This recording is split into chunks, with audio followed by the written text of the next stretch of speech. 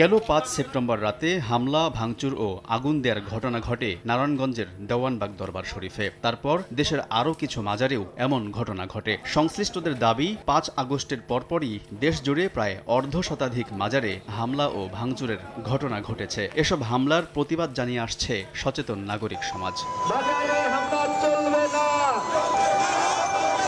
এবার মাজার দরবারে হামলার প্রতিবাদে রাস্তায় নামলেন বিভিন্ন মাজারের ভক্তকুল, লেখক, বুদ্ধিজীবী ও শিক্ষার্থীরা। আয়োজন করেন গণপ্রতিরোধ যাত্রা। মাজার দরবারে এমন কর্মকাণ্ডকে ফ্যাসিবাদী হামলা উল্লেখ করে অবিলম্বে বন্ধের দাবি জানান তারা। আমরা রক্ত দিছি এই কারণে যে প্রশ্ন করলেই যাতে মরতে না হয়, যাতে আমাদের জানমাল নিরাপদ থাকে সেই জন্য। এরকম কারো বিশ্বাসে আঘাত না করা হোক, সেটা যেই ধর্মের হোক, যারাই হোক। ভাঙচুর করে কখনো ইসলাম প্রতিষ্ঠা করা যায় না।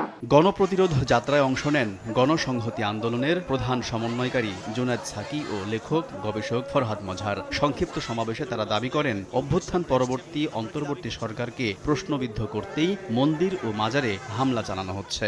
এলো ভিশন মুশকিল আসান অফার। যে কোনো ব্র্যান্ডের পুরনো ফ্রিজ নিয়ে চলে আসুন ভিশন শোরুমে আর নিয়ে যান নতুন ভিশন ফ্রিজ। আজকে যখন এইরকম একটা বাংলাদেশের ঐতিহাসিক মুহূর্ত তৈরি হয়েছে, তখন দেশের ভেতরে পতিত স্বৈরাচার এবং দেশের বাইরে বাংলাদেশের যারা অস্তিত্বের বিরুদ্ধে দাঁড়াচ্ছে, তারা এই রকম অপতৎপরতা চালাচ্ছে। মাজারে এমন হামলা ফৌজদারি অপরাধ আখ্যা দিয়ে ফরহাদ মজহার বলেন, শেখ হাসিনার পতনের পর থেকেই এমন অরাজকতা শুরু হয়েছে। এতে পরিষ্কার হয় যে কারা এমন নেক্কারজনক কর্মকাণ্ড চালাচ্ছে। এই সরকারকে প্রশ্নবিদ্ধ করা এবং এই সরকারকে উৎখাত করার চেষ্টা করা, এবং এই কাজটা করা শুরু হয়েছে যখন শেখ হাসিনা ঘোষণা করেছিলেন যে আমি যে কোনো সময় চট করে বাংলাদেশে ঢুকে পড়তে পারি। গণপ্রতিরোধ যাত্রা শেষে সচিবালয়ে স্বরাষ্ট্র উপদেষ্টা বরাবর বিভিন্ন দাবি সংবলিত স্মারকলিপি পেশ করেন প্রতিবাদকারীরা।